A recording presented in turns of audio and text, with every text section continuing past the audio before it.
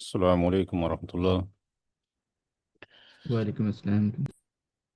अल्हम्दुलिल्लाहि रब्बिल आलमीन वस्सलातु वस्सलामु अला रसूलिहिल अमीन। रब्बि इश्रह ली सदरी व यस्सिर ली अमरी वहलुल उक़दतम मिन लिसानी यफ़क़हू क़ौली।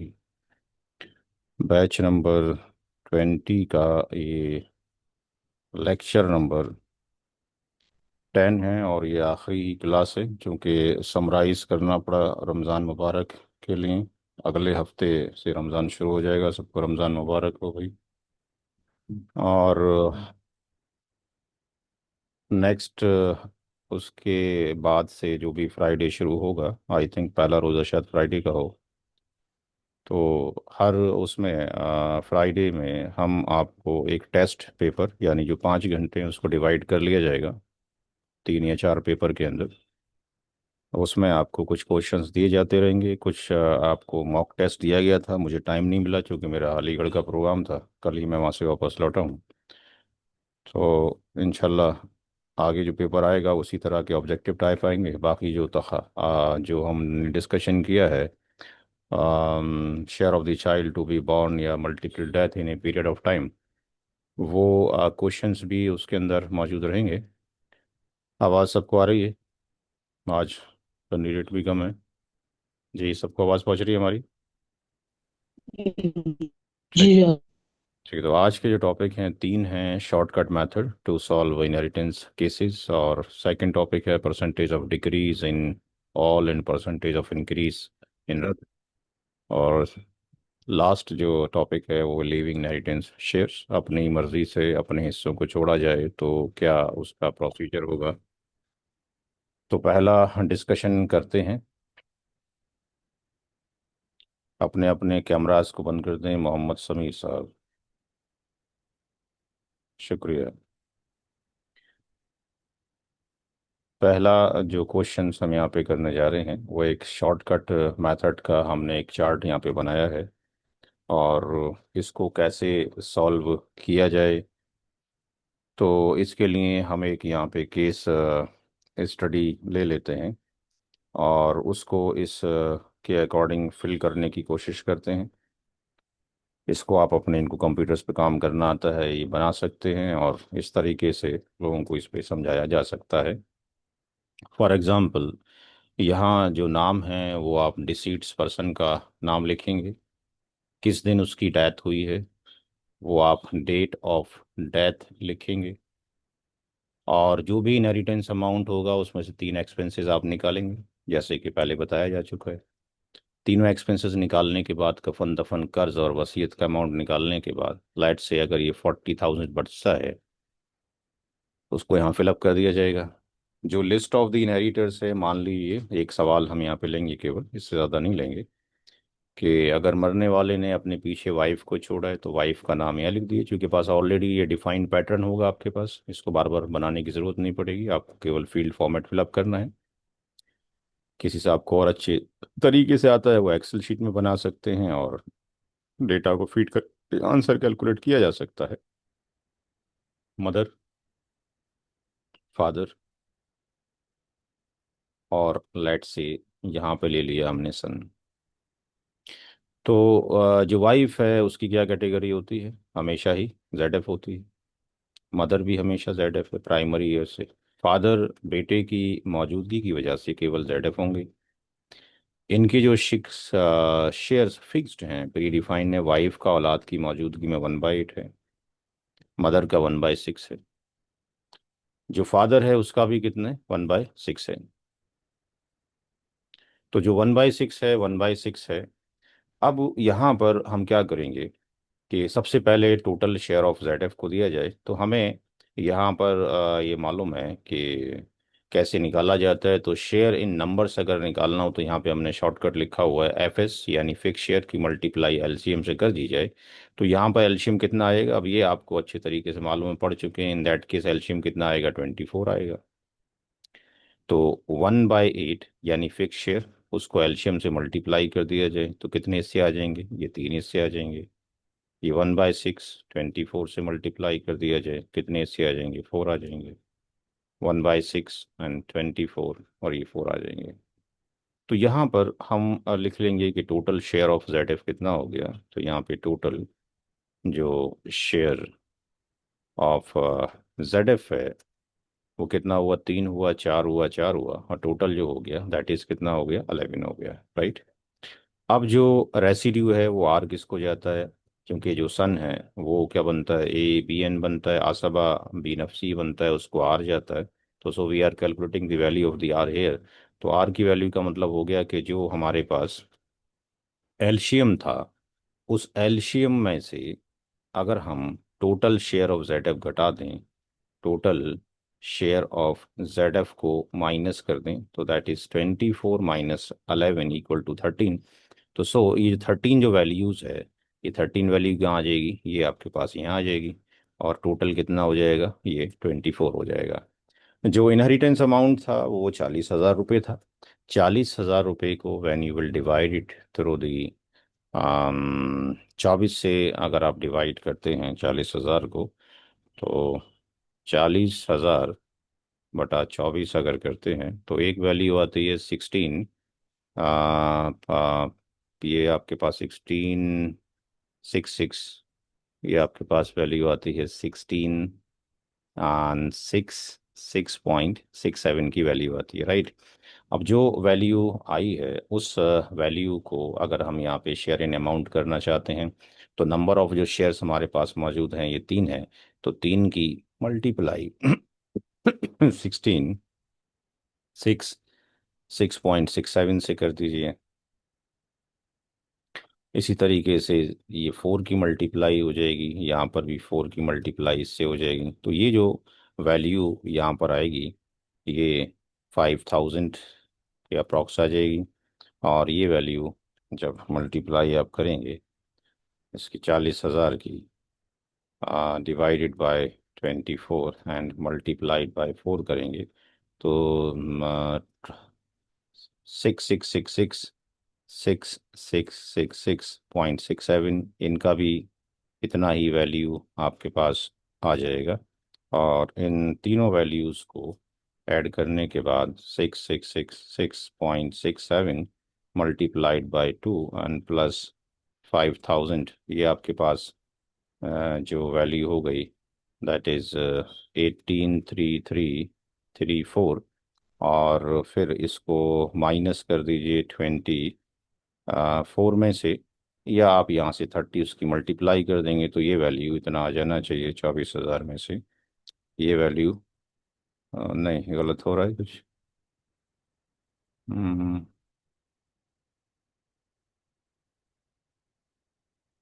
Something is wrong. 13 into 3,000 minus. 16.67, 21,000 है।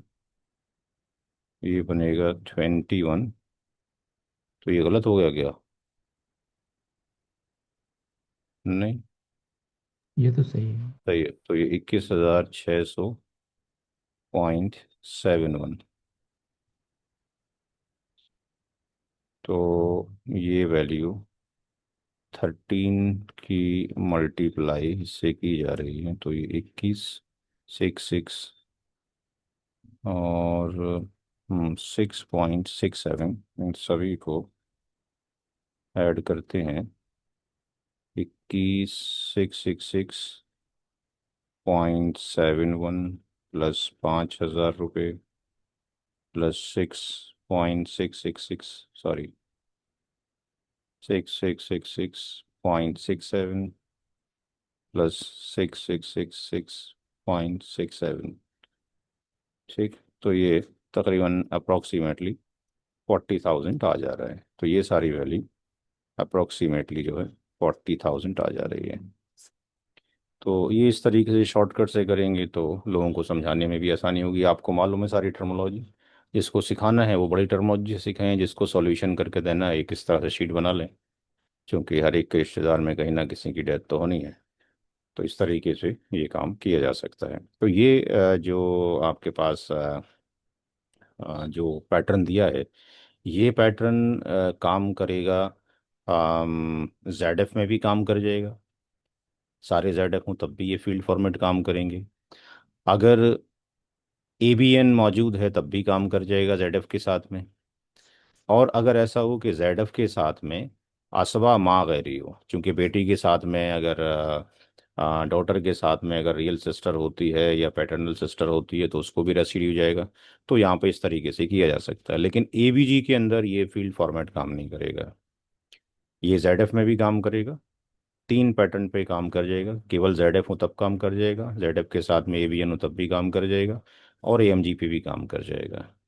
तो असबा बी नफसी पे भी काम करेगा, असबा मागरी पे भी काम करेगा। अब एक बचा एबीजी के साथ में कैसे काम करेगा, तो एबीजी के साथ में ये काम नहीं करेगा, उसमें ये वाला फील्ड फॉर्मेट आएगा।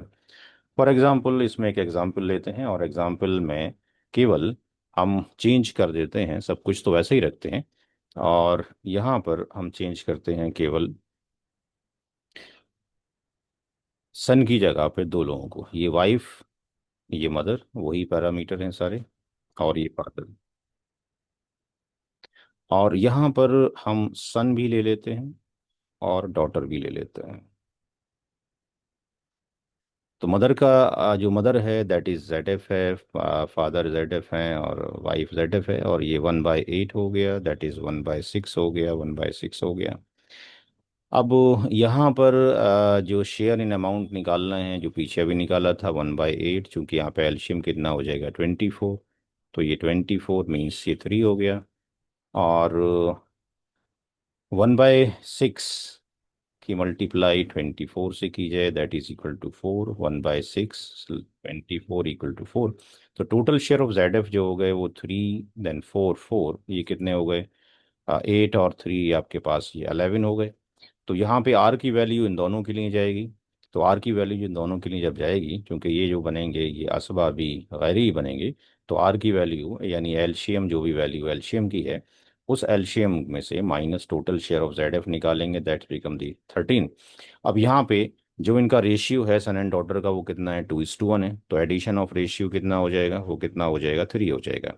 अब यहाँ पर जो 13 बचा है 13, क्या ये 13 दो लोगों में इक्वली डिवाइड हो सकता है विदाउट फ्रैक्शन? नहीं होएगा।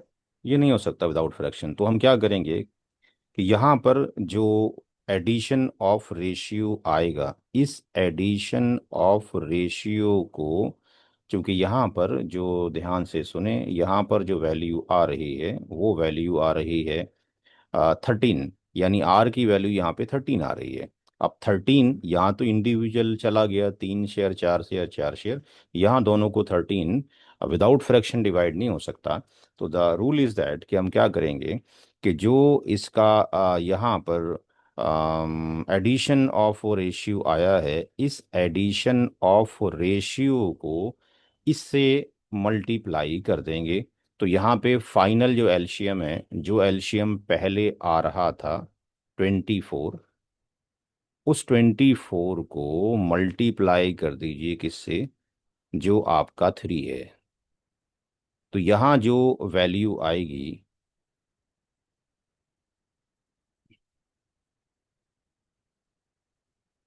जो ओल्ड एलसीएम था उसको 3 से मल्टीप्लाई कर दें, यानी जो भी addition ratio what ever is, जो भी एडिशन रेशियो, तो ये कितना हो गया, 72 हो गया, यानी नया एलसीएम कितना हो गया, 72 हो गया।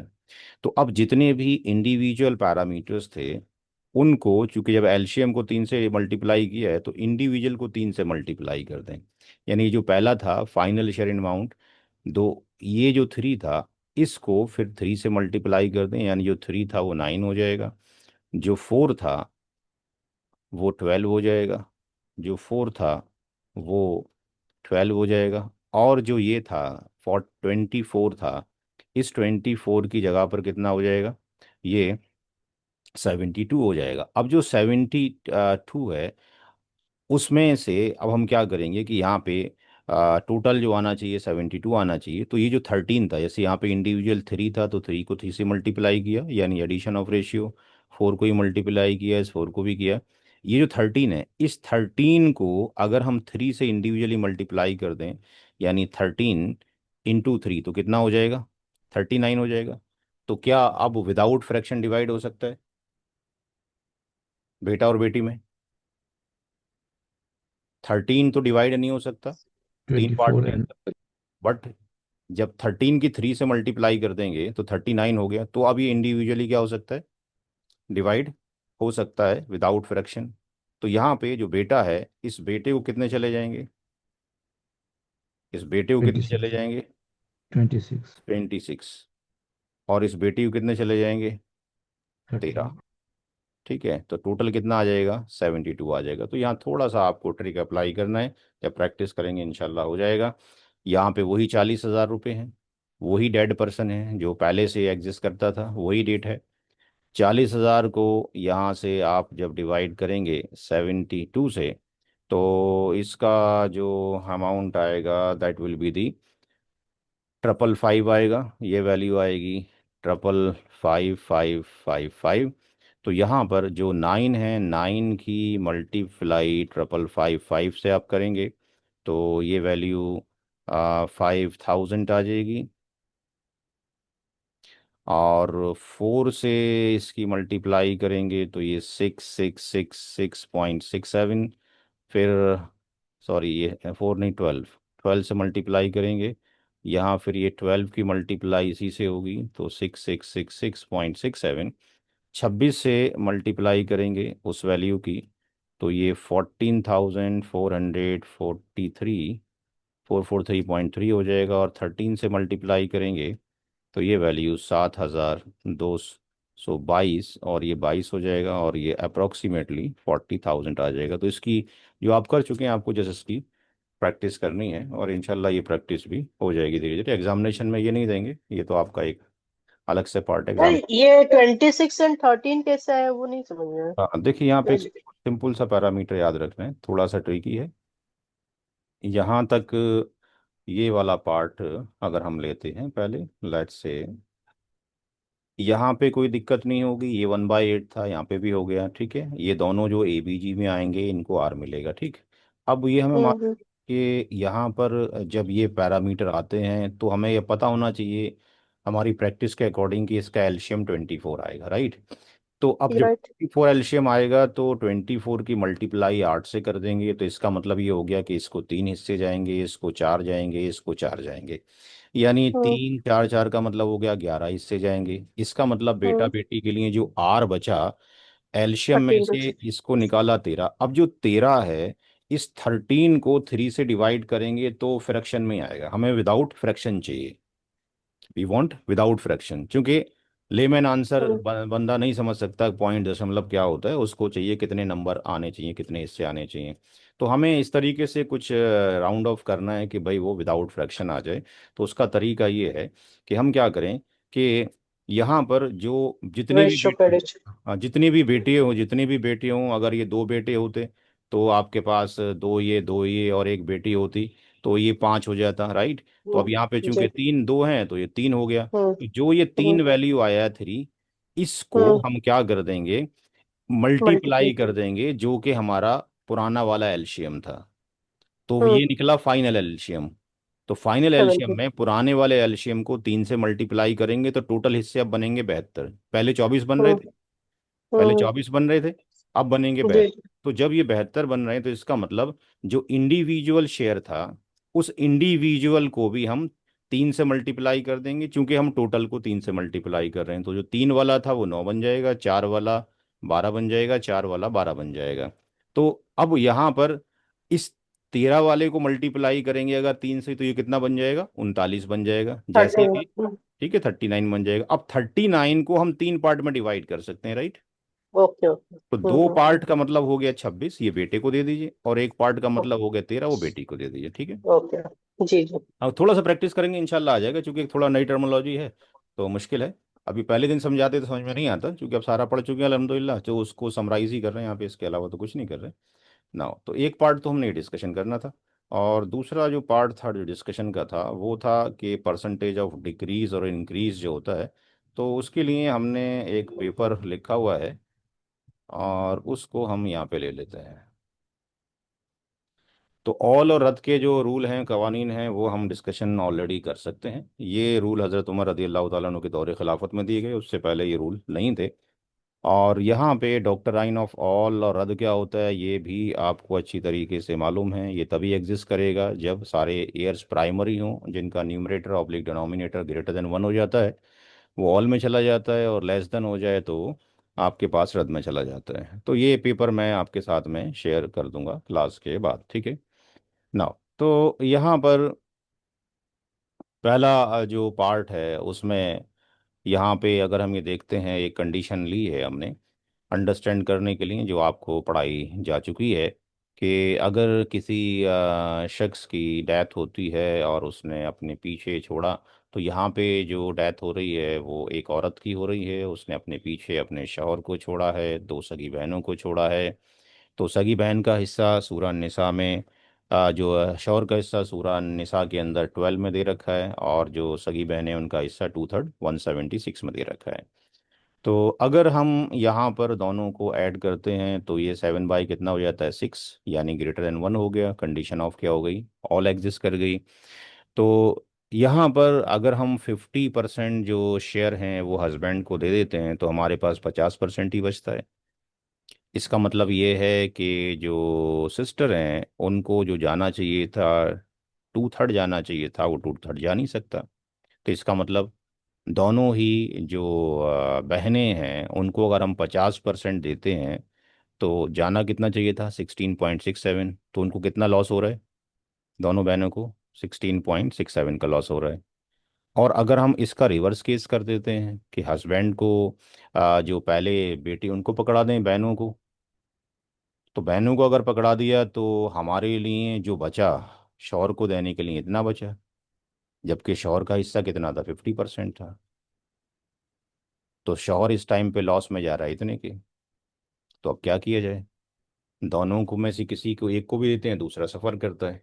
तो जो रूल्स रिजॉल्व किया गया वो ये कहा गया कि भाई जो न्यूमिनेटर है उसको रिप्लेस कर दिया जाए डिनोमिनेटर से। तो नया जो शेयर होगा जो हस्बैंड को जाएगा वो 3/7 जाएगा, यानी 42.86 जाएगा, और बहनों को जो जाएगा वो 57.14 जाएगा। ये हमने कैलकुलेशन किया था। लेकिन क्या परसेंटेज ऑफ डिक्रीज या इंक्रीज, तो यहाँ पे परसेंटेज क्या हो रहा है, इंक्रीज हो रहा है कि डिक्रीज हो रहा है जी, डिक्रीज।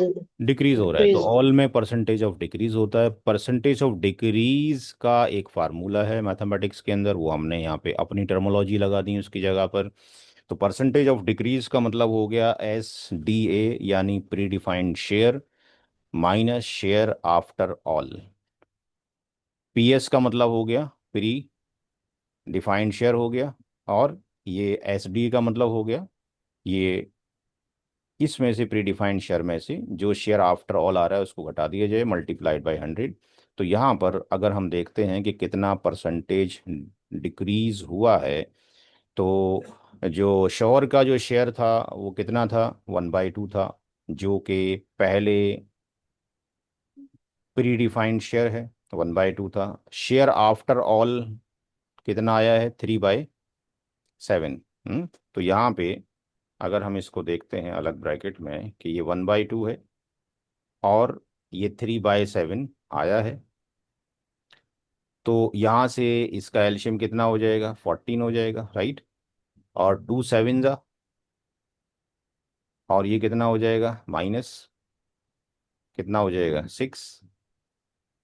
7 2 जा और 2 3 जा 6, ये कितना हो जाएगा, 1/14। तो दैट इज दी 1/14, ये आ गया, राइट।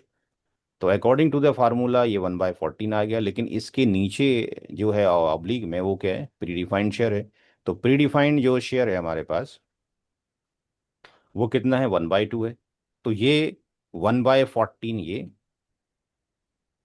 और फिर इसका 1/2। तो ये क्या हो जाएगा, रिवर्स हो जाएगा, 1/14 ये हो जाएगा, और ये कितना हो जाएगा, 2/1 हो जाएगा। तो जब आप इसको कट करेंगे तो ये कितना हो जाएगा, 1/7 हो जाएगा, यानी 14.285 इतना परसेंटेज ऑफ डिक्रीज हो रहा है अकॉर्डिंग टू दी हजरत उमर रदी अल्लाह ताला अन्हु, किसका, शौहर का। तो क्या ये परसेंटेज ऑफ डिक्रीज इसी रेशियो में दोनों बहनों का भी होगा, या केवल इन्हीं का हो रहा है। तो अब बहनों का जाके देखते हैं। तो बहनों का जाके देखते हैं कि क्या सही किया हज़रत उमर रज़ी अल्लाह ताला ने या कुछ मिस्टेक कर दिया। तो हम देखते हैं कि जो बहनों के शेयर थे वो 2/3 थे, लेकिन शेयर आफ्टर जो ऑल आए वो 4/7 आए। तो 7 × 21, 3 7 ज़ा 21। तो 3 की टेबल में ये 7 हो गया, और 7 की मल्टीप्लाई 2 से किया तो 14 हो गया। और यहाँ पर 7 3 ज़ा 3 आ गया, और 3 4 ज़ा 12 हो गया। दैट इज़ कितना हो गया, ये हो गया 2/21 हो गया। तो ये 2/21 ये हो गया। तो 2/21, फिर उसका ऑब्लिक 2/3 है। तो ये 2/21, और ये कितना हो जाएगा, ये 3 बाय आपके पास 2 हो जाएगा। 2 से 2 कैंसिल हो जाएगा, और जो 3 है, 3 से ये 1/7 हो जाएगा, तो ये भी 1/7 हो गया। तो इससे ये बात प्रूफ हो गई कि हज़रत उमर रदी अल्लाह तआला अन्हु का ये कहना कि यहाँ जो एलसीएम था, और यहाँ जो न्यूमरेटर था और डिनोमिनेटर था, इसको अगर हम हटाकर इसको यहाँ लगा देते हैं, तो जो नए शेयर आते हैं उसमें परसेंटेज ऑफ डिक्रीज दोनों का सेम ही रेशियो के अंदर होता है, किसी के ऊपर ज्यादती नहीं की जाती है। ये चीज़ तो हमने यहाँ से परसेंटेज ऑफ डिक्रीज से निकाला।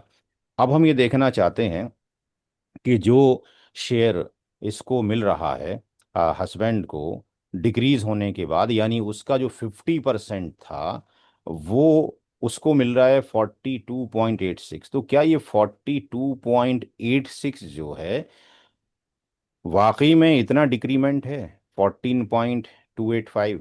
तो इसको हमने प्रूफ करने के लिए क्या किया कि एक काम करते हैं कि यहाँ पे जो शेयर मिल रहा है हस्बैंड को, ये मिल रहा है। अच्छा, तो हम क्या करते हैं कि उसको मिलना कितना चाहिए था, इतना मिलना चाहिए था 50%। तो 50% तो उसको मिलना चाहिए था, लेकिन उसको डिक्रीज कितना हो रहा है, परसेंटेज ऑफ डिक्रीज। तो परसेंटेज ऑफ डिक्रीज ये हो रहा है किसका, 1/2 का। तो 1/2 का जो इतना 14.285 जो डिक्रीमेंटेशन हो रहा है, तो शॉर के शेयर में डिक्रीमेंट हो रहा है कितना, 7.24। तो 50% में से अगर ये निकालते हैं तो ये वैल्यू उतनी आती है। यानी यहाँ से हैंस प्रूव्ड हो गया कि जो उसको जा रहा है वो करेक्ट जा रहा है। ऐसे ही अगर हम उनका देखते हैं, दो बहनों का देखते हैं, तो दो बहनों का जो मिल रहा है वो कितना मिल रहा है, इतना परसेंटेज मिल रहा है, यानी 4/7 का मतलब इतना परसेंट मिल रहा है। तो क्या ये करेक्ट मिल रहा है? तो हमें देखना पड़ेगा कि 66.67 जो मिलना था उसका डिक्रीमेंट हुआ कितना, 14.285। तो 14.285 परसेंटेज ऑफ दिस वन जो होती है वो 9.52% होती है। आप कैलकुलेट करके सुकून से देख लीजिएगा।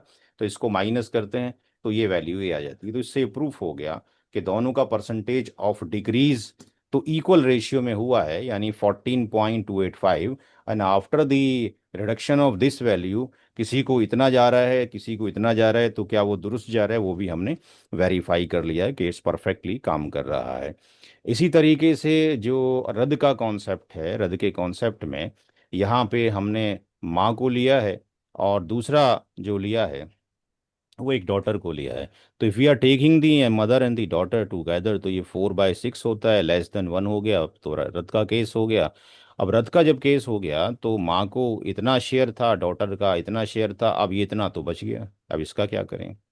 तो अब चूंकि यहाँ पे husband and wife is not exist, तो रद्द इन्हीं को रिटर्न हो जाएगा। तो इनको जो रिटर्न होना है वो इन्हीं के रेशियो के मुताबिक होना चाहिए। तो भी हज़रत उमर रदी अल्लाह ताला ने वही रूल अप्लाया कि भाई न्यूमरेटर को वहाँ से एलशियम की जगह पे प्लेस्ड कर दें। तो ऐसा करने से ऐसा हो जाएगा। तो जब ऐसा किया गया तो पता ही चला कि यहाँ पे माँ का हिस्सा जो है 25% हो गया, और डॉटर का 75% हो गया। तो यहाँ पे परसेंटेज क्या हो गया, इंक्रीज हो गया, डिक्रीज नहीं हुआ। तो अब जो इंक्रीज हुआ, तो डॉक्टराइन ऑफ रद्द का फिर फार्मूला लगा दिया गया वेरिफिकेशन के लिए, percentage of increase. Percentage of increase में इसको रिवर्स कर दिया कि यहाँ पे शेयर डिफरेंस इन रद्द। तो यहाँ पे जो शेयर आ रहा है, जो ज़्यादा आ रहा है उसको यहाँ ले लिया, प्री डिफाइंड को हमने यहाँ ले लिया, और यहाँ पर इसमें हमने अप्लाई कर दिया। तो जो आ रहा है मदर को वो 1/4 आ रहा है, 1/4 आफ्टर दी रद्द, और बिफोर दी रद्द 1/6 था। तो इसका एल्शियम कितना हो जाएगा, 12 हो जाएगा। 4, 3 जा 6, 2 जा, तो ये क्या हो गया, 1/12 हो गया। तो दैट इज 1/12 है, 1/12 यहाँ पर आ गया। और जो प्री डिफाइंड शेयर है ऑब्लिक, यानी 1/12 ऑब्लिक 1/6, जब इसको सिंप्लीफाई करेंगे तो 1 बाय ये हो जाएगा, और ये 6 बाय आपके पास 1 हो जाएगा। तो ये 6 से इसको डिवाइड करेंगे 2 हो जाएगा, यानी 1/2 हो जाएगा। यानी माँ का जो इंक्रीमेंटेशन हुआ है वो 50% बढ़ गया, जो भी उसका एग्जिस्टिंग था। अब हम देखते हैं कि क्या डॉटर का भी 50% ही इंक्रीज हो रहा है कि नहीं हो रहा है, कहीं उसके साथ में तो ज्यादती नहीं हो रही है। तो उसको जो आफ्टर दी रद मिल रहा है दैट इज 3.3/4 है। पहले 1/2 था, एलसीएम 4 हो गया, ये 3 हो गया, और ये 2 हो गया, एंड दैट इज 1/4 हो गया। तो ये 1/4 की जो वैल्यू है दैट इज 1/4 ये हो गया। तो 1/4 डिवाइडेड बाय 1/2, यहाँ से 1/4 हो जाएगा, 2/1 हो जाएगा। ये भी हम देख रहे हैं कि इसका भी इंक्रीमेंटेशन 50% ही हो रहा है, बेटी का भी। अब हम ये प्रूफ करना चाहते हैं कि दोनों का 50-50% इंक्रीज हो रहा है। तो क्या जो ये अमाउंट मिल रहा है, यानी माँ को जो 25% जा रहा है, तो क्या ये ठीक जा रहा है? तो उसको 16.67 तो पहले से ही जा रहा था, और जो एग्जिस्टिंग उसका प्री डिफाइंड था उसका 50% कितना होगा, 8.33। दोनों को जोड़ा तो 25% हो गया। तो यहाँ से ही प्रूफ हो गया कि ठीक जा रहा है। सिमिलरली बेटी का 75% कैसे हुआ, 50%, 1/2 उसको जाना चाहिए था, लेकिन उसको 50% इंक्रीमेंट हुआ है जो कि फिक्स शेयर था, तो उसका 25% ये हो गया, यानी टोटल ये 75% हो गया। तो ये मैं अभी आपको शेयर कर देता हूँ, फिर मैं भूल जाऊँगा। तो मैं इसको यहाँ से शेयर कर देता हूँ पहले, उसके बाद आगे चलता हूँ।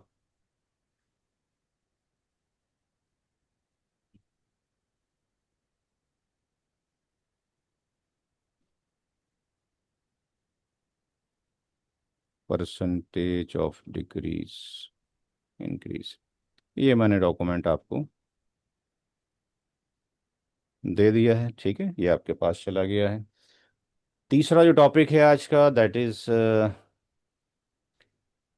तखारुज, अपनी मर्जी से अपने हिस्सों को छोड़ देना। तो इनके जो मल्टीपल कंडीशंस मिलती हैं वो इतनी मिलती हैं हमारे को, एक बार पढ़ लीजिए।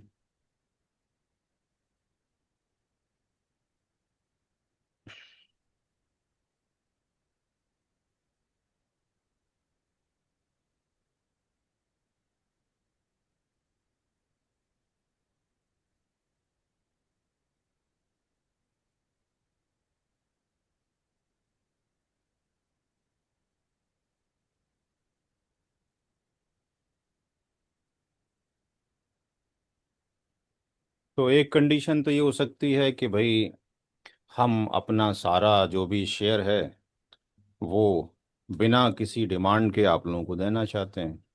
हमारी कोई गरज नहीं है, हमारे अल्लाह ताला ने बहुत कुछ दिया है, और इसको आपस में बांट लिया जाए। तो अगर उसने ये डिफाइन नहीं किया है कि आपस में कैसे बांट लिए जाए, तो सही प्रोसीजर तो ये था कि जो अपना हिस्सा छोड़ना चाहता है पहले उसको अब उसका हिस्सा मिल जाता, और वो जिसको चाहता उसके हाथ में सारा रख देता, या मल्टीपल लोगों को अपनी मर्जी से बांट देता। लेकिन अगर वो कहता है जी आपस में बांट लो, और उसका कोई ऐसा स्टेटमेंट नहीं है कि मेरे वाले पैसे को what ever I am living उसको बराबर बराबर बांटना है, तो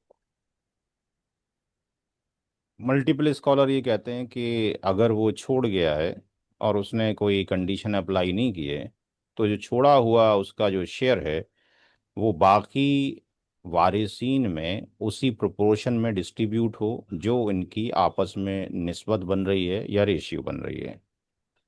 दूसरा टर्म ये है कि भाई हम वालिद साहब की कार या कोठी लेना चाहते हैं, कुछ भी स्पेसिफिक सामान लेना चाहते हैं, और उसमें सारे वारिसीन जो रेस्ट ऑफ दी वारिसीन है वो एग्री हो जाए, ठीक है भाई ये इनको दे दो, बाकी जो बचे फिर वो उन लोगों में डिस्ट्रीब्यूट होगा जो रह गए हैं।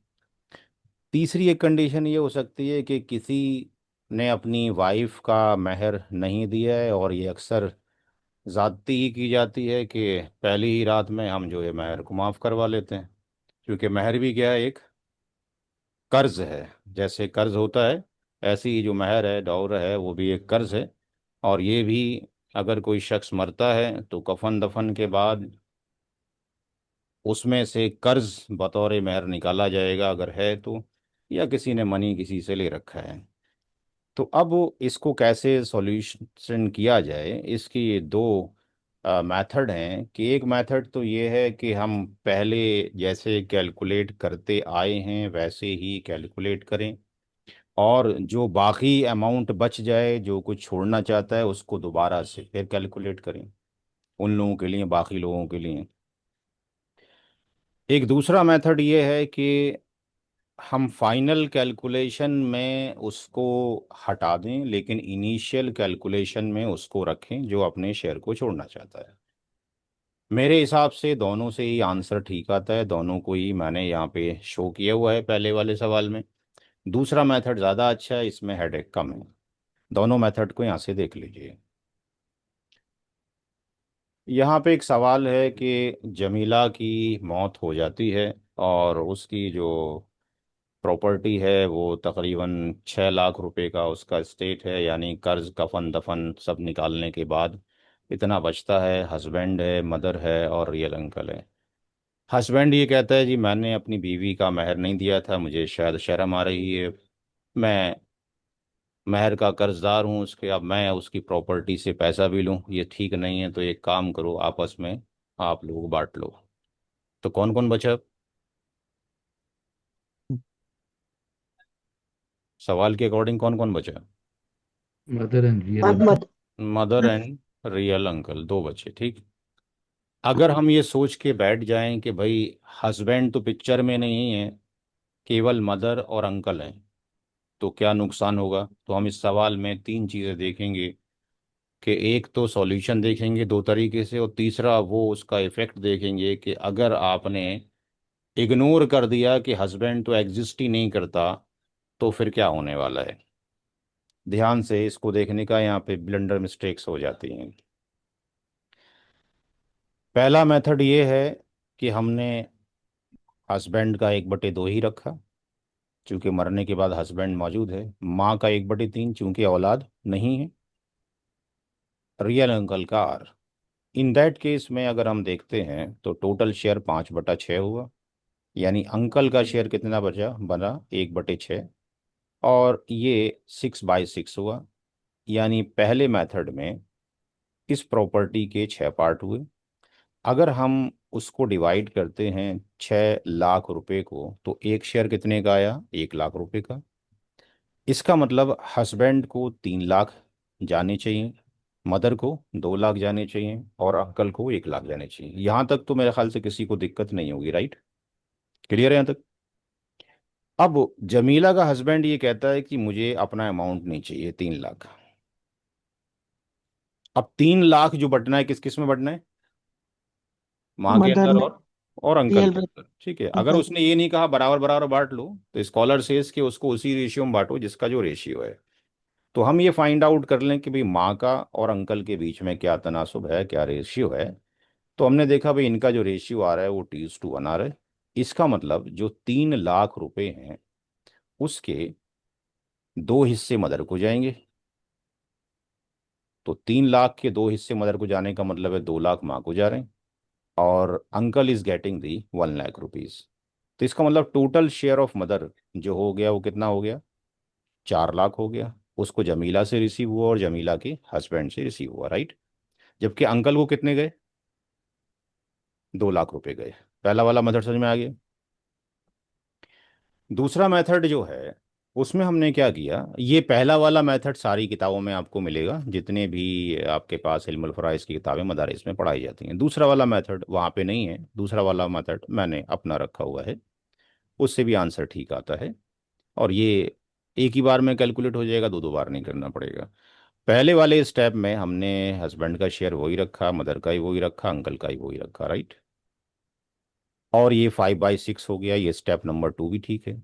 स्टेप नंबर 3 भी वैसे ही है जैसे था, और स्टेप नंबर 4 भी वैसे ही है जैसे आपने पहले वाले में किया है। स्टेप नंबर 5 से मैंने क्या किया कि जो शख्स ये चाहता है कि मुझे अपना हिस्सा नहीं लेना, उसको फोर्थ स्टेप तक तो रोका जाए, और फिफ्थ स्टेप में उसका फ्रैक्शनल शेयर हटा दिया जाए। तो इसका अगर फ्रैक्शनल शेयर यहाँ से हटा दें, इसको तब तक रखा जाए कैलकुलेशन में जब तक कि बाकी लोगों के हिस्से ना निकल आए, क्योंकि बाकी लोगों के हिस्से हस्बैंड के शेयर से कैलकुलेट हो रहे हैं, माँ के शेयर से कैलकुलेट हो रहे हैं, राइट। तो यहाँ पर इसको निकाल दिया गया, तो इनका रेशियो कितना आ रहा है, 2:1 आ रहा है। तो इसका मतलब पूरी प्रॉपर्टी के तीन ही हिस्से होंगे। जब तीन हिस्से होंगे तो एक शेयर कितने का बनेगा, 2 लाख रुपए का बनेगा। माँ को 4 लाख चले गए और अंकल को 2 लाख। क्लियर है बात? आंसर पूरा परफेक्ट आ रहा है जी भाई? Any doubt? हम्म। तो हम्म। मेथड नंबर 2 में आपको बार बार कैलकुलेट नहीं करना पड़ेगा। स्टेप नंबर 4 तक आप निकालें जब तक सारे वारिसीन के हिस्से फ्रैक्शनल में ना आ जाएं। अब जो अपना हिस्सा नहीं लेना चाहता उसको वहां से गायब कर दें, आइसोलेट कर दें, और रिकैलकुलेट कर लें उनके शेयर के टोटल जो अमाउंट है उसको उनके रेशियो से डिवाइड कर दें। उसके दो हिस्से हैं तो उसको चले गए आपके पास 4 चले गए लाख, इसको ये चले गए। तो यहाँ से हमने लिखा कि दोनों ही मेथड में हमने देखा कि आंसर सेम है, और मेथड 2 एक क्लियर अप्रोच है, उसमें बार बार हमें कैलकुलेशन करने की ज़रूरत नहीं पड़ रही है। अब यहाँ पे हम बताना चाहते हैं कि अगर आपने ऐसा कर लिया तो क्या होगा। जमीला का हस्बैंड अपना हिस्सा नहीं लेना चाहता, और आपने उसको सिरे से ही इग्नोर कर दिया कि वो नहीं लेना चाहता, तो हम उसको कैलकुलेशन में क्यों रखें। बात समझ में आ रही है? एक शख्स कहता है कि मैं नहीं लेना चाहता, तो हमने उसको कैलकुलेशन से ही हटा दिया है। तो अगर आपने कैलकुलेशन से हटा दिया तो कितना बड़ा ब्लेंडर मिस्टेक हो गया कि अब इसका मतलब मदर रह गई और अंकल रह गए। तो माँ को 1/3 और अंकल को कितने चले गए, दो रिमाइंडर बटे चल तीन रहे। तो फिर आपके पास तीन हिस्से अभी भी हुए, लेकिन अब अंकल को कितना जा रहा है, 4 लाख, और माँ को 2 लाख। तो जो शौहर ने छोड़ा था माँ को कहाँ गया है? शौहर ने तो ये कहा था कि हमारा हिस्सा जो है बाकी लोग बांट लेना। तो इन दैट केस में मदर को तो गया ही नहीं। क्यों? क्योंकि आपने उसको कैलकुलेशन से बाहर कर दिया। तो आपने कैलकुलेशन से बाहर नहीं करना है, कैलकुलेशन में रखना है जब तक कि फ्रैक्शनल शेयर्स ना निकल आए सबके। ठीक है। तो यहाँ से हमने बता दिया कि इसका इफेक्ट ये हो गया कि अगर हम हस्बैंड को सिरे से निकाल देते हैं तो माँ को तो 2 लाख पहले ही मिल रहे थे। जमीला के हस्बैंड के छोड़े हुए पैसों को माँ का एक भी रुपया नहीं जा रहा है। तो ऐसी गलती ना करें तखारुज के अंदर। आई थिंक सारा क्लियर हो गया होगा। ठीक। तो आज की क्लास हम एंड करेंगे, और दुआ करेंगे कि आप लोग मेहनत करें, जितना पढ़ाया गया है उसी में से पेपर होगा। मैंने आपका किसी का भी टेस्ट पेपर चेक नहीं किया जो मॉक वाला था। देखता हूँ कल परसों में टाइम मिलता है, पूरा हफ्ता मैं उसी में बिजी रहा। दूसरा जो नए फोल्डर्स बनवाए गए थे जिनका मैंने ऐड किया था आपके ग्रुप में, तो उनको भेजने में लगा रहा। खैर कुछ लोगों के पास पहुंच गए हैं, कुछ के पास पहुंच जाएंगे, क्योंकि रमज़ान मुबारक में वो भी काम करना था। तो मेहनत कीजिए, तैयारी कीजिए ढंग से।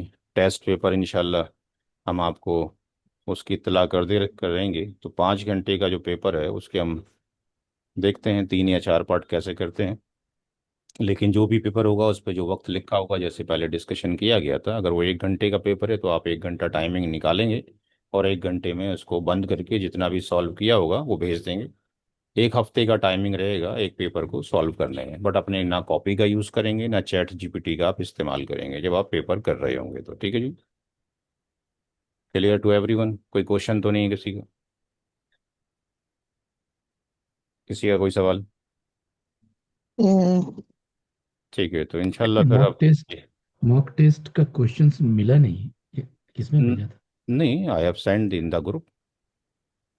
आई मैंने एम group sorry, I missed it. I think I have not received it. I I have send in the group, सब लोगों ने मुझे आंसर भेजा है।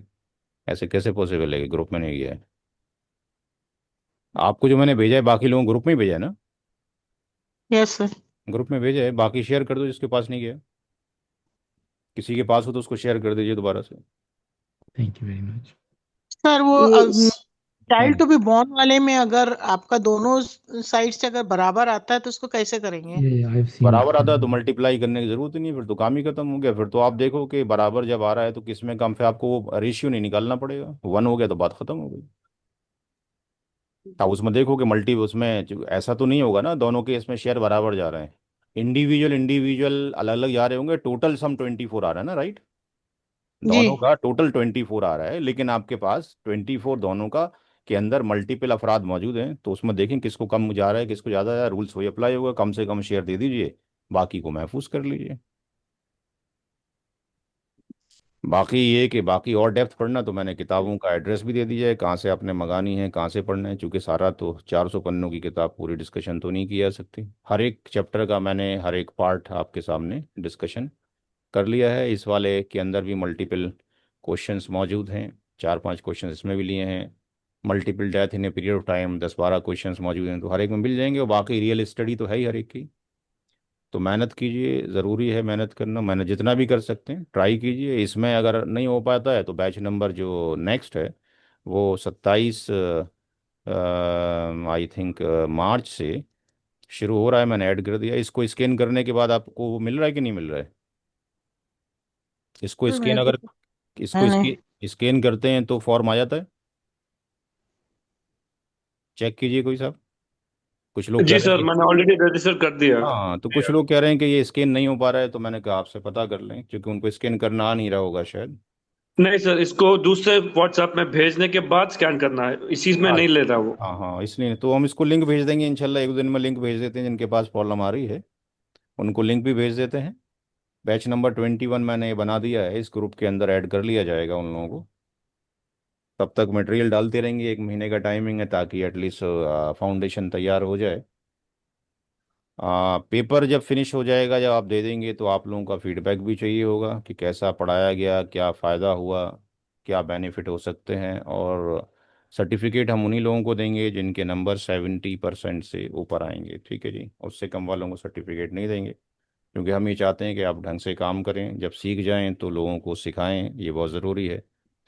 दूसरा, इस साल से हम ये भी करेंगे इंशाल्लाह, जो आपके बैच में अनाउंसमेंट कर रहे हैं, कि जो जिनके परसेंटेज जो है 90s के अबव होंगी, उन लोगों को हम इसका IIRC का एक काइंड ऑफ आपके पास हैंड बनाएंगे, ताकि मल्टीपल स्टेट्स के अंदर आप काम कर सकें, डिफरेंट डिफरेंट लैंग्वेजेस के अंदर। अभी मटेरियल उर्दू में है या इंग्लिश में है, चूँकि डिमांड आ रही है तेलुगु में होना चाहिए या मराठी में होना चाहिए, गुजराती में होना चाहिए, तो जाहिर सी बात है कि मैं वो नहीं कर सकता, वो आप ही लोग कर सकते हो। तो आप में से जो जो डिफरेंट डिफरेंट लैंग्वेजेस को जानते हैं, ट्रांसलेशन ढंग से कर सकते हैं, तो रिक्वेस्ट है, मैं आपको वो ट्रांसलेशन के लिए डॉक्यूमेंट भेज सकता हूँ, ठीक है। बाकी एक सर्वे हम रिपोर्ट बनाना चाहते हैं, जो आप लोगों के थ्रू ही काम हो सकता है। हम ये देखना चाहते हैं कि कितना परसेंटेज जो है माशरे में प्रॉपर्टी ऑफ डिस्ट्रीब्यूशन हो रहा है। तो पहले तो आप अपने ही घर से करेंगे, फिर पड़ोसियों से करें, जहाँ जहाँ से भी थोड़ा बहुत मिल सकता है। तो उसका एक फॉर्म मैं बना रहा हूँ। फॉर्म बनाने के बाद हम बंदों के नाम उसमें नहीं लिखेंगे कि कौन बंदा है, हम उसमें सिर्फ वो डाल देंगे कि भाई कैंडिडेट 1 या कैंडिडेट 2, ठीक है ना, कौन से स्टेट से किया गया, क्योंकि लोगों को नाम लिखना पसंद नहीं है, और हम भी नहीं चाहते वो सीक्रेसी लीकेज हो। तो कहाँ पे किया, कौन सी स्टेट में किया, कैंडिडेट 1 से पूछा, 2 से पूछा, इतना काफ़ी है। एड्रेस दें ना दें वो भी चलेगा, इतना पता लग जाए कौन सी स्टेट में है, कौन से सिटी के अंदर है, कौन से विलेज के अंदर है, उससे एक फ़ायदा हो सकता है, ताकि आगे किताब लिखने में आसानी हो कि मुस्लिम समाज में डिस्ट्रीब्यूशन ऑफ इनहेरिटेंस हो रहा है क्या, बाकी मज़ाहिब में हो रहा है कि नहीं हो रहा है। तो एक सर्वे तैयार हो जाए, कई साल लगेंगे करने के लिए, इट विल टेक टाइम। जी, कोई सवाल किसी का? सर ये जो मल्टीपल डेथ वाला जो है उसकी जो बुक सॉल्व थोड़ा हम क्वेश्चंस की मिल सकती है क्या, जो बुक, ताकि उसको थोड़ा प्रैक्टिस कर सिर्फ सके, सिर्फ क्योंकि उस सिर्फ सिर्फ क्वेश्चन ही चाहिए? नहीं, सॉल्व क्वेश्चन चाहिए क्योंकि उसमें थोड़ा प्रॉब्लम आ रहा है, हाँ, नहीं तो हो पा रहा है सॉल्व वो। क्वेश्चन चाहिए तो बुक को मैंने यहाँ डाला था आपके ग्रुप में, आई थिंक इस हाँ। ग्रुप में डाला था मैंने आपको, काफ़ी दिन हो गए। ये किताब भी डाला है मल्टीपल डेथ, यहाँ पे ये किताब की शक्ल भी डाली है मैंने, उन सब का एड्रेस भी डाला है जहाँ से आप मंगा सकते हैं। मैंने आपको लिंक भी दिए हैं, अगर आप PDF से पढ़ना चाहते हैं तो आप यहाँ पे क्लिक कर दिए आर्काइव के ऊपर, तो यहाँ पे आपको ख़रीदने की ज़रूरत नहीं, वैसे पढ़ सकते हैं। हर एक का अपना अपना शौक है, कुछ ख़रीद के पढ़ना चाहते हैं हार्ड कॉपी रख कर, ठीक है ना, पीडीएफ खुद का से। डायरेक्ट लिंक अगर सेंड कर दे तो हम डायरेक्ट ओपन कर नहीं, लेना डायरेक्टली है। साइट्स। आप यहाँ क्लिक करें, ये आर्काइव आपके सामने ही है, इस पे आप जैसे ही क्लिक करेंगे आप ये चलेगा यहाँ पे, डायरेक्टली आप पहुँच गए, डायरेक्टली यहाँ पे चले गए। यहाँ पे डाउनलोड का ऑप्शन आपको मिल जाएगा, नीचे जाएंगे आप, ये किताब पूरी मौजूद है, 400 पेज की। ठीक है, कुछ लोगों को कॉप किताब में निशान ला के पढ़ना पसंद है, कुछ को आपके पास वैसे पढ़ना पसंद है। यहाँ पे मल्टीपल ऑप्शन है डाउनलोड कर ले के लिए, डाउनलोड कर लिए, पीडीएफ ही रहा, डाउनलोड हो जाएगा, सिंबल आ रहा है जी। ओके, हाँ साइट से हो हम्म। जाएगा ये। हाँ, साइट जो मैंने लिंक दिए हैं वो हम्म, प्रॉपर लिंक है। हमारा काम तो ये कि भाई जितना लोगों को रिसोर्सेज पहुंच सके, किसी के पास पैसे नहीं है और वो ना पढ़ पाए तो वो ठीक नहीं है, तो हमने सारा मटेरियल इस पे सब फ्री कर रखा है। अब इस साइट पे यहाँ जाएंगे, आज जो हमने लिंक हम्म, दिया है उसी के ऊपर जाएंगे। अकाउंट नहीं है, अकाउंट वहाँ बना लीजिएगा अपना, वो किसी से बनवा लीजिए। अब यहाँ पे सारी बुक धीरे धीरे अपलोड कर रहे हैं। अब टाइम ओके हमारे पास होता नहीं है, मसला ये कि हम अकेले कितना काम करें। अब सारे जी। लोग मिल जाएंगे तो इंशाल्लाह काम होता रहेगा। और अ, सर एक और क्वेश्चन पूछना था कि हम्म ये जविल फरूज जो है वो, ये अगर कोई ना रहे हम्म। यानी जविल फरूज नहीं, जविल आराम जो है वो जविल फरूज और असबा नहीं रहे जब ही जाएगा, है ना? तब देखिए, तक के तो तीन रद्द होएगा। तीन है। एक तो पहले जेडएफ है, प्राइमरी है। हम्म दूसरा है हम्म जो आसाबा है। असबा। ठीक हम्म है। और तीसरी कैटेगरी है आपके पास जबील आराम की। ऑर्डर ऑफ डिस्ट्रीब्यूशन ऐसे होगा, ठीक है। अब यहाँ पर अगर इसमें से भी कोई ना हो, इसमें से भी कोई ना हो, तो फिर इसको जाएगा। एक रूल तो ये है। दूसरा रूल ये कहता है कि असबात में से तो कोई नहीं है, यानी ZF and असबा and Zabeel Arham, असबात में से कोई नहीं है, लेकिन इसमें हस्बैंड या वाइफ मौजूद हैं। तो हस्बैंड वाइफ को देने के बाद इनके जो प्राइमरी शेयर हैं, यानी किसी का 1/, चूंकि यहाँ पे जब और कोई नहीं है तो इसका शेयर कितना हो जाएगा, 1/2। भाई अगर तो इसका रद्द बेटा होगा। होता तो फिर तो वहां चला जाता, ठीक है। तो इसका जो शेयर है, और अगर इसकी बेटी हो जाती तो फिर भी नीचे नहीं जाता। यानी इनकी कोई औलाद ना हो इनमें से किसी की, तो इसको 1/2 जाना है, और इसको कितना जाना है, 1/4 जाना है। तो 1/2 गया, तो इसका मतलब 1/2 जबील आराम में जाएगा। और इसी तरीके से यहाँ पर जो ये यहाँ चला गया तो यहाँ पे कितना जाएगा, 3/4 चला जाएगा। तो जबील आराम में 3/4 जाएगा in case of the wife, और अगर हस्बैंड है तो 1/2 जाएगा अगर कोई असबात मौजूद नहीं है। अब ये जवील हराम में बहुत सारे लोगों की राय ये थी स्टार्टिंग के अंदर कि उसमें जो है जवील अरहम को नहीं जाना चाहिए, लेकिन बाकी आज की डेट में सारे उलमा इकराम जो भी आपके पास हनफी, मालकी, शाफी, अम्बली, सब आपके पास इस पे मुत्तफिक हो गए हैं कि इनको ही जाना चाहिए, क्योंकि बहुत सारी हदीस मौजूद हैं। एक क्वेश्चन रेज किया गया at the time of the prophet Mohammad सल्लल्लाहु अलैहि वसल्लम कि भाई एक शख्स मर गया है और उसका कोई भी नहीं है, तो आपने कहा कि उसकी प्रॉपर्टी उसके मामू को दे दो, तो मामू तो जबील हम्म आराम में आ गया। इसी तरीके से एक और केस आया, कोई भी नहीं है, तो आपने कहा उसके कबीले के सरदार को दे दो, ताकि उसकी बचा हुआ एसेट यूज तो हो जाए। अब आज की डेट में कुछ लोग इसी पे इंसिस्ट करते रहे कि बैतुल माल में जमा करो। तो भाई बैतुल माल में जमा करो, तो क्या बैतुल माल बना हुआ है आज की डेट में कहीं पे किसी कंट्री में? जो काम कर रहा हो हम्म ढंग से, आंसर इज नो कर रहा है। दूसरा ये कि जब ये कहा गया सूरह निसा के अंदर कि जब आप माल बिल्कुल स्टार्टिंग में, कि जब प्रॉपर्टी का डिस्ट्रीब्यूशन हो रहा हो और कुछ लोग ऐसे आ जाएं जिनके हिस्से भी ना हो तो उनको दे दो, राइट? पढ़ के देखें ट्रांसलेशन हम्म स्टार्टिंग में। हम्म। तो इसका मतलब जिनके हिस्से भी नहीं उनको दे दो, फिर तो ये तो रिलेटिव ही हैं आपके। हम्म। जबील हम भी तो आपके रिलेटिव ही हैं, दूर के रिश्तेदार। तो बेटर तो इनको दे। जबील फरूज में है ना कि हस्बैंड एंड वाइफ रहेंगे, फिर हस्बैंड नहीं रहेगा तब जबील हाँ, आराम को जाएगा। तब तब जबील को जाएगा जी। और जबील फरूज में और दूसरे अगर रहे तो माँ फिर बाप तो वगैरह फिर तो तो वो फिर रद वाला केस हो रद्द जाएगा, वही ले जाएगा जी जी। जी हाँ जी। जी जी। ओके, जज़ाकल्लाह खैर। और कोई सवाल किसी का भाई, यानी क्वेश्चन? ये आपने जो सर्वे की बात कही है कि हम एक स्ट्रैप सर्वे देंगे कि हाँ किन लोगों के प्रॉपर्टी के डिस्ट्रीब्यूशन हुए कि नहीं हुए। हाँ। तो बेसिकली जो नॉर्मली जो लोग डिस्ट्रीब्यूट करते हैं वो फतवे के थ्रू होता है, तो ये दारुल कज़ा से ज़्यादा जानकारी मिल सकती है इसके बारे में।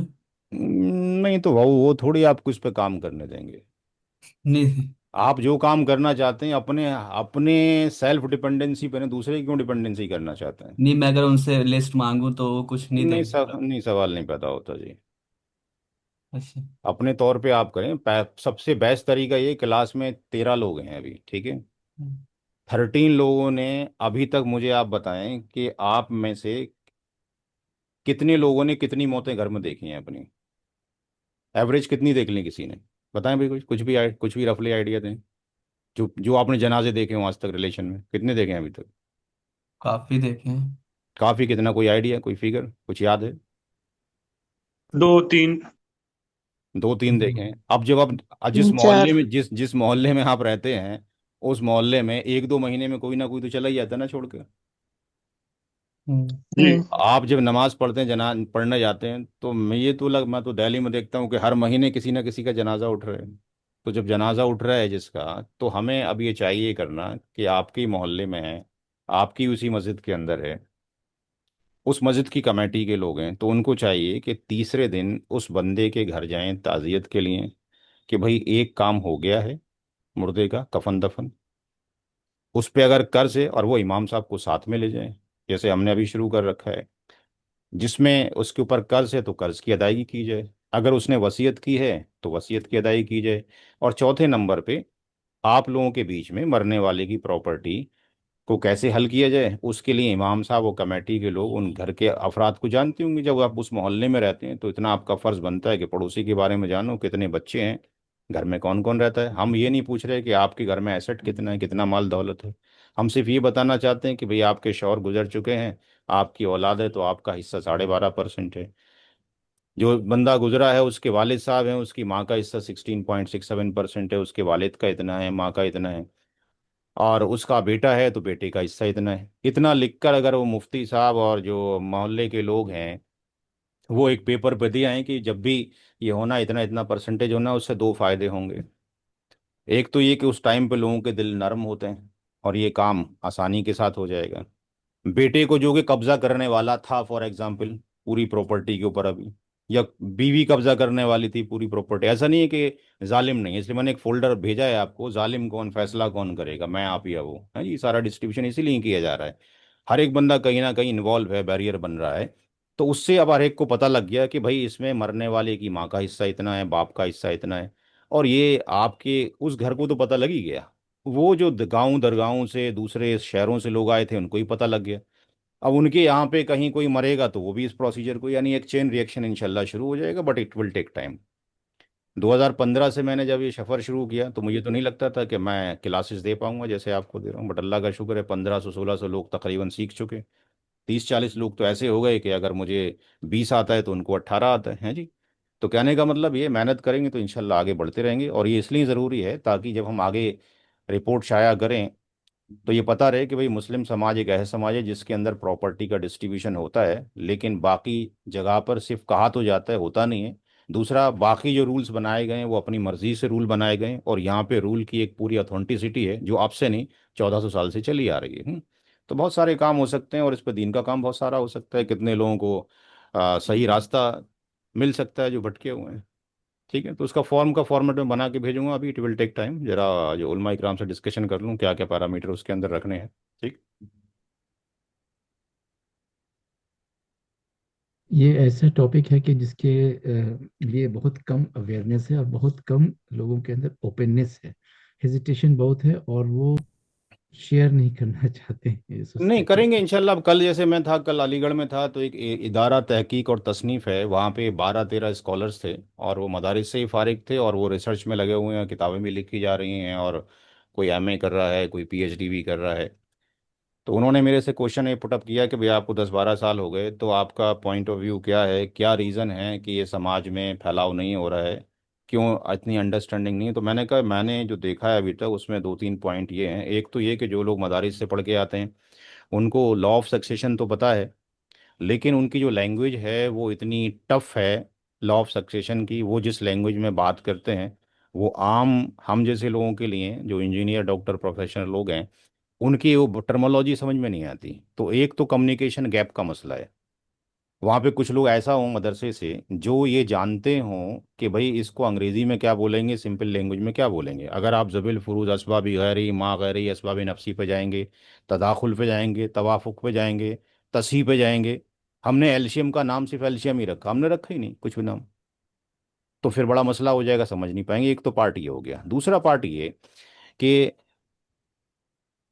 अगर हम ये मान के चलेंगे जो लॉयर साइड हैं वो जानते होंगे, तो भाई आप एलएलएम की किताबें अगर पढ़ते हैं तो मुल्ला की किताब पढ़ाई जाती है मोमडन लॉ, उसमें थोड़ा उसने आपके पास फ्रैक्शनल मैथमेटिक्स के अंदर ये कैलकुलेशन रखे हुए हैं, वो उसने उतना ही रखा हुआ जितना उसको चाहिए। And we are thinking Mulla was the Muslim but he was the Parsi, तो वो उतना पढ़ाया जाएगा। कॉलेज के अंदर जो प्रोफेसर पढ़ाते हैं उनको भी इतना नहीं आता, कि मैं गारंटी से बोल सकता हूँ जितना आपने सीख लिया, किसी भी एलएलएम के बच्चे को उठा लीजिए या किसी उस लॉ के बंदे को उठा लीजिए जो प्रैक्टिस कर रहा हो सुप्रीम कोर्ट में, हाई कोर्ट के अंदर, उसको भी इतना नहीं आता। कोई केस देख लीजिए आप उसको।